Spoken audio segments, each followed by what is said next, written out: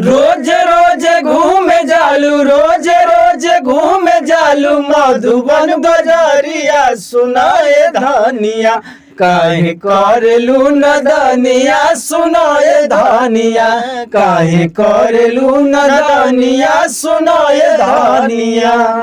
रोज रोज घूमे जालू, रोज रोज घूमे जालू मऊ के बजरिया, सुनाए धनिया काहे करेलू नदनिया, सुनाए धनिया काहे करेलू नदनिया, सुनाए धनिया। तो सबसे पहले हम लोग की तरफ से नमस्कार प्रणाम आप लोगों को। और सबसे पहले भेंट कराते हैं सिंगर, अपना परिचय दीजिए।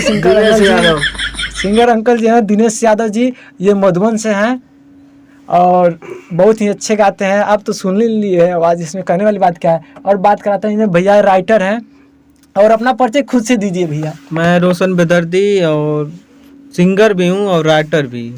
और आपका गाना इन लोगों को कैसा लगा बताइए, कमेंट में बताएंगे। अच्छा लगे तो लाइक सब्सक्राइब और कमेंट करना ना भूले, करके बताइएगा कैसा लगा। कैसा लगा। अब बेल आइकन का घंटी दबा दीजिएगा, अब मार के लड़की बटन फोड़ दीजिएगा। ठीक है।